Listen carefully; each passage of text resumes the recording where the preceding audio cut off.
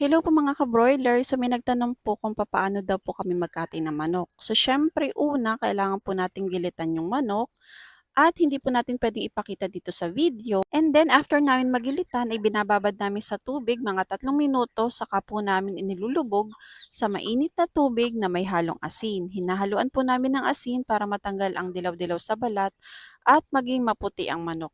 Ang ratio po ay 1 tabong tubig sa 1 kutsarang asin. So kung 6 na tabong tubig po ang ilalagay nyo ay 6 na kutsarang asin ang inyong ihahalo. After po ay nilalagay namin sa plucker machine kapag marami, pero kung kakaunti at mga 5 peraso lang ay mano-mano na lang po. Kapag po mano-mano ay dapat pahagod ang pagtatanggal ng balahibo para madamay ang dilaw sa balat at maliliit na balahibo. Paano daw naman po yung mga natirang balahibo? So gumagamit po kami ng tiyanay na kasama ng nabili naming plucker machine at tsaka po mesh cloth pangkuskus, pero make sure lang po na hindi sobra sa lubog sa mainit na tubig para hindi masira ang balat.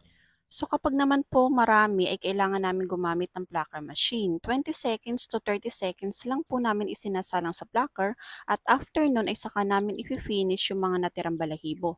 After po nyan ay saka tatanggalin ang laman loob at pag okay na ay nilalagay namin sa isang lagayan na may yelo to stay fresh ang manok lalo kung marami at matatagal ang ipak. Happy farming!